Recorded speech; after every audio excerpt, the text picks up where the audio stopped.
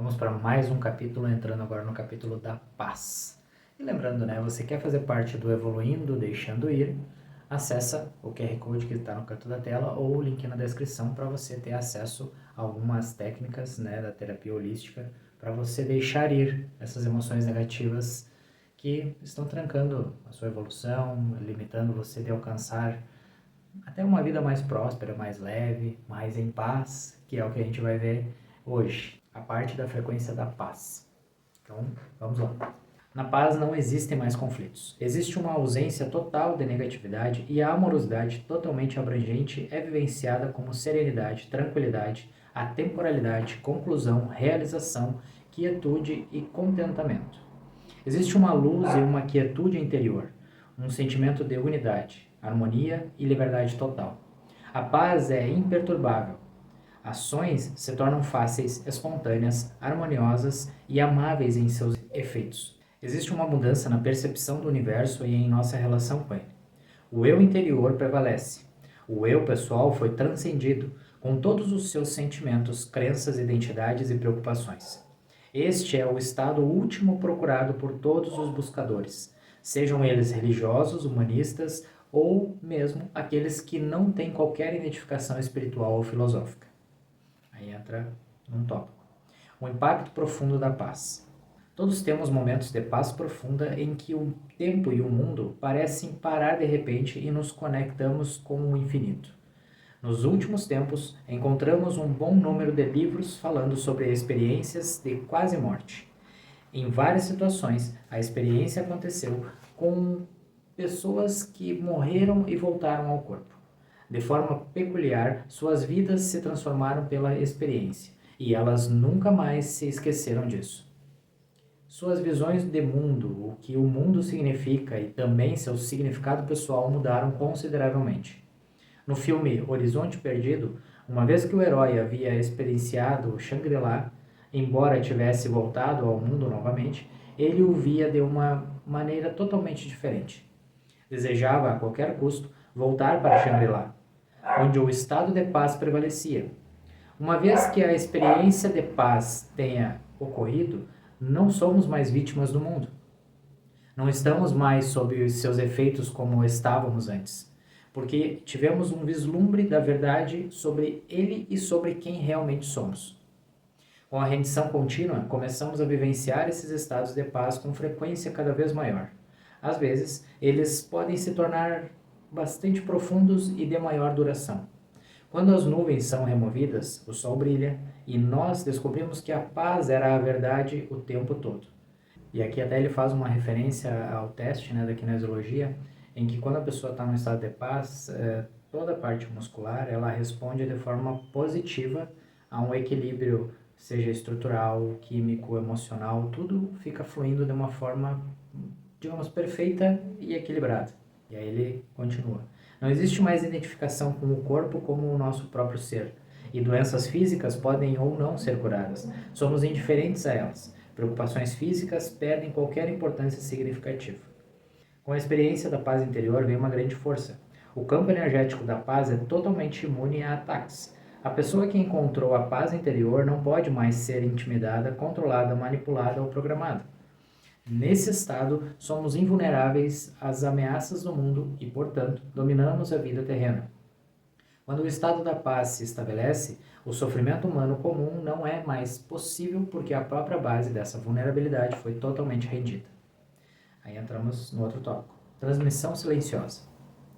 Descrevemos a pessoa que alcançou esse estado de paz como iluminada, alguém vivendo em estado de graça.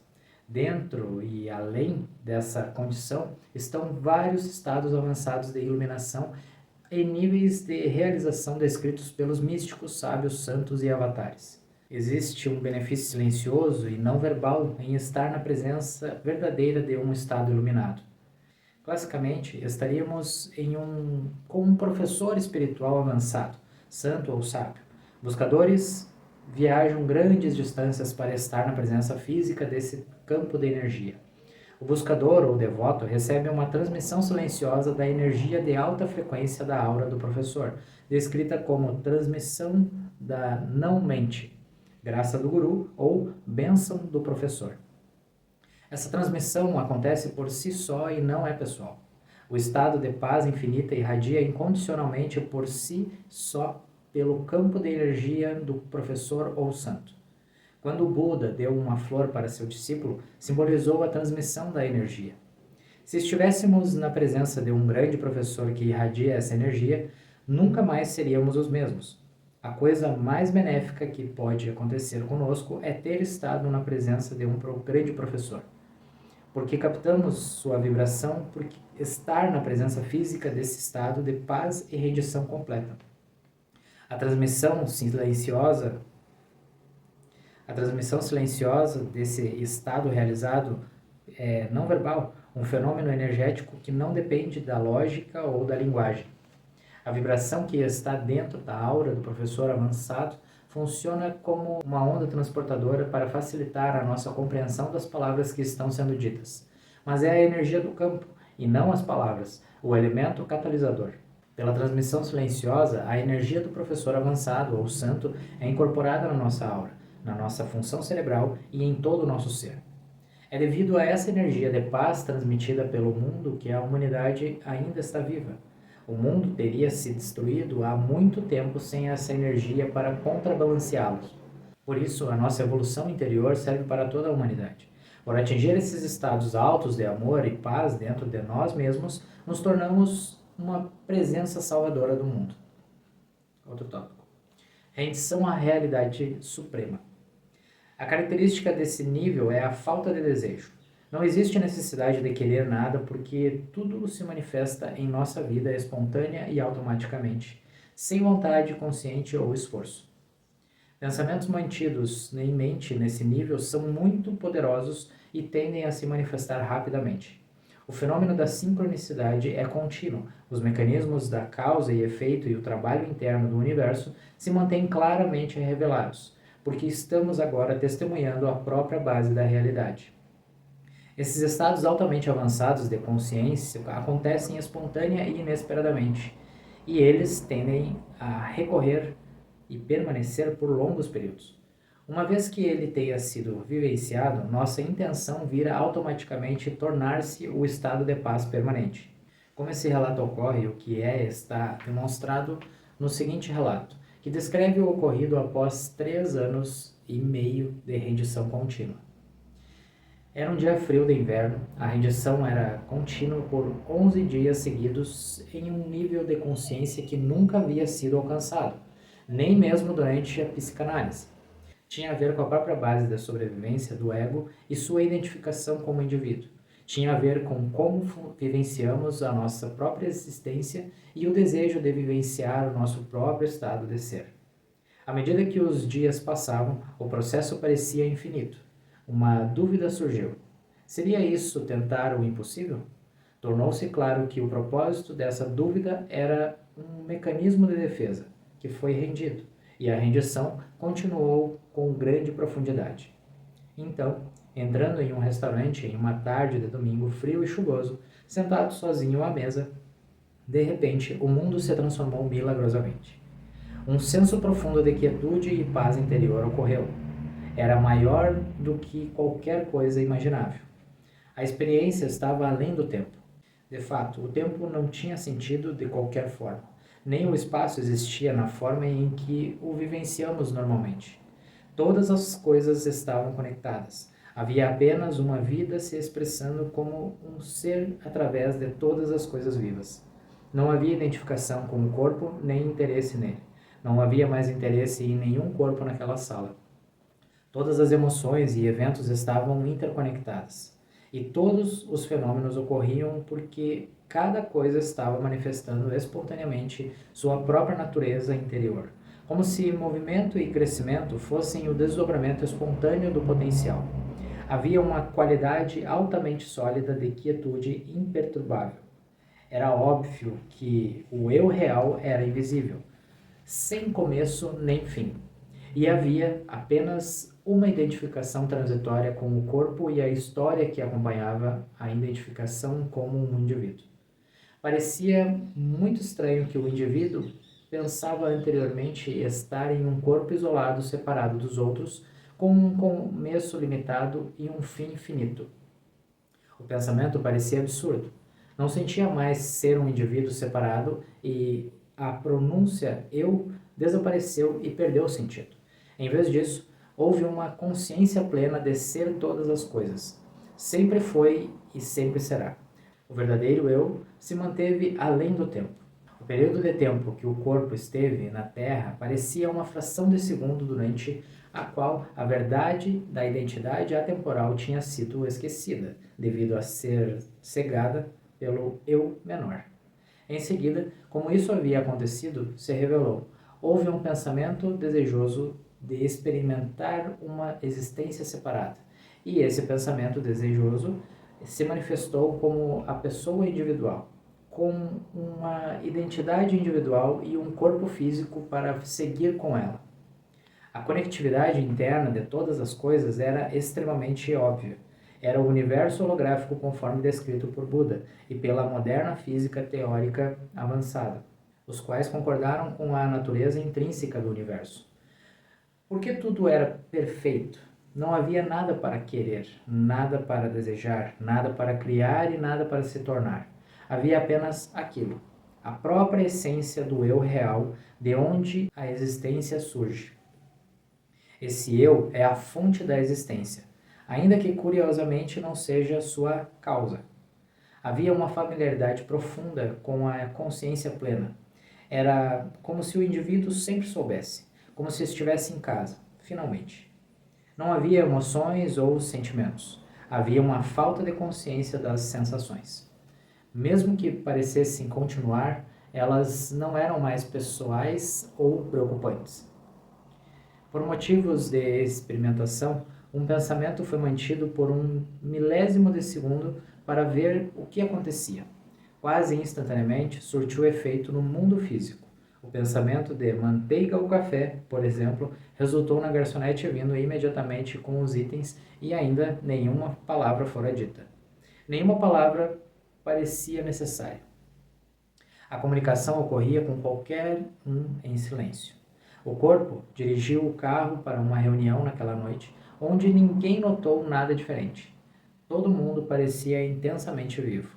Sua vivacidade se mostrava grande por meio de seus seres, e o si mesmo, que era o mesmo para todos, brilhou alto através de seus olhos. O corpo falava com os outros, trazendo espontaneamente conversas normais e comportando-se de forma habitual.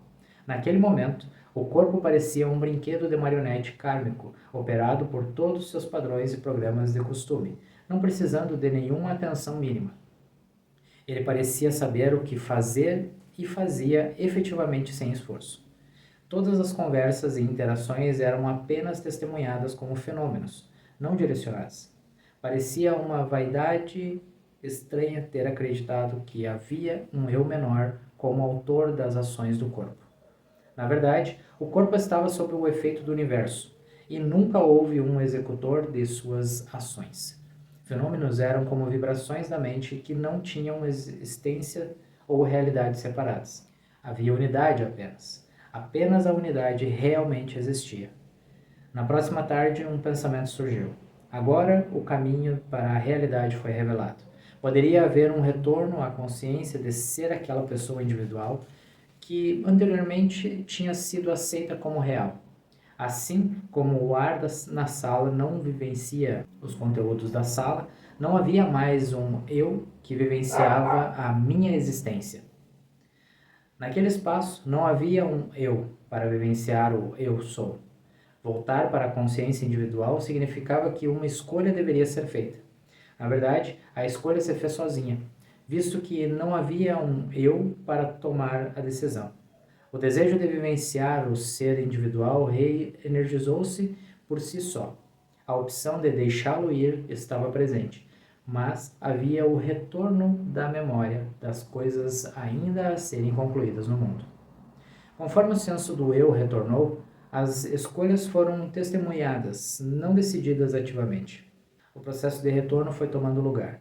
Poderia ser permitido ou poderia deixar ir. Foi permitido, e então o processo do retorno continuou.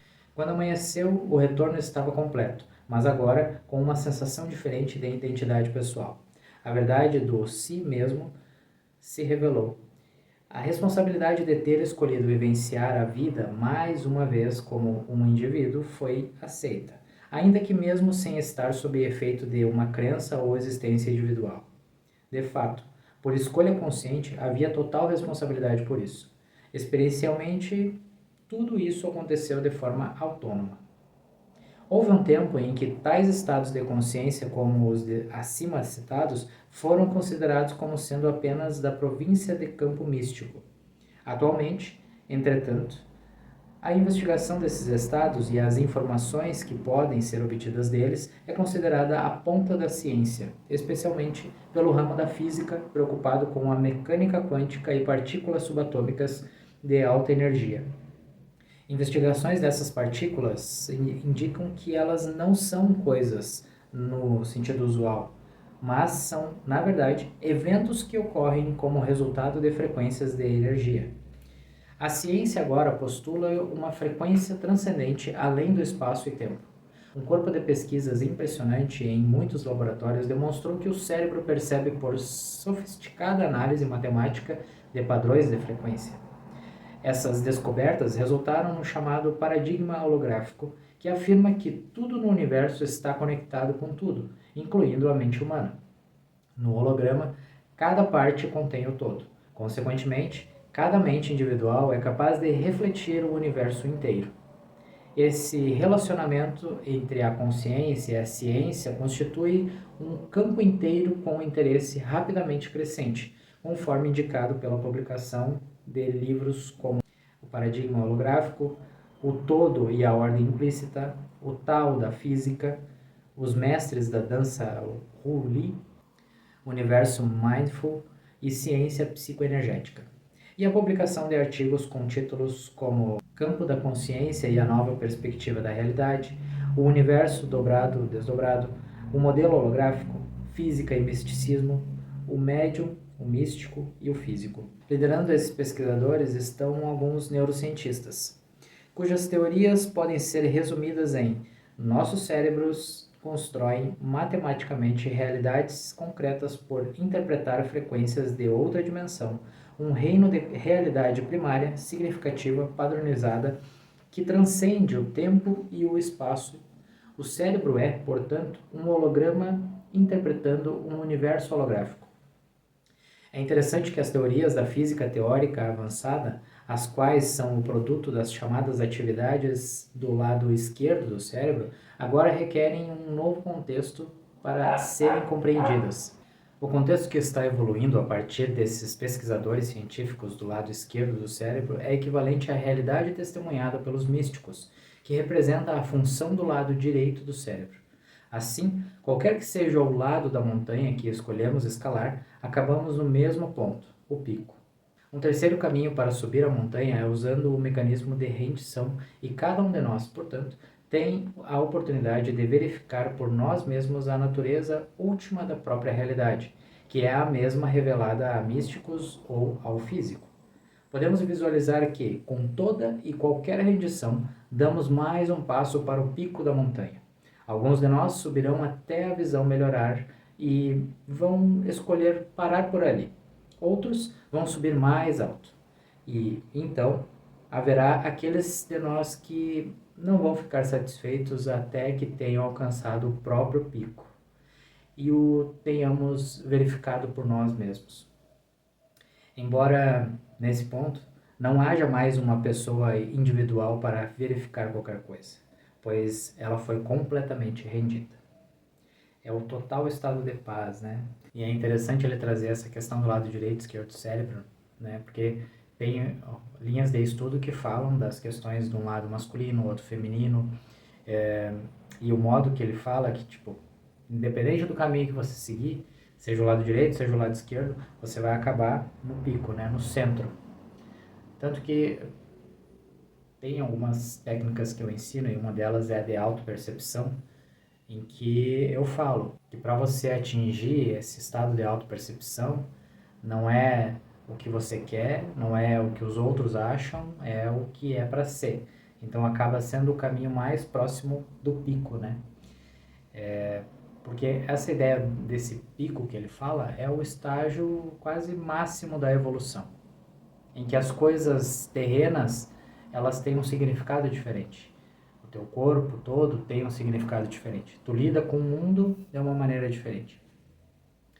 E não é fácil manter esse nível de elevação, requer um caminho progressivo, né? Requer muito deixar ir tantas cargas negativas, tantos bloqueios que vão sendo, né, formados ao longo da nossa vida. Mas todo mundo tem essa capacidade de alcançar esse estado. Só que tem que fazer os movimentos, né? Tem que querer chegar a esse estado. Certo? Então terminamos o nosso capítulo da paz por aqui. E no próximo entramos no reduzindo o estresse e as doenças físicas. Então espero você no próximo capítulo e até mais.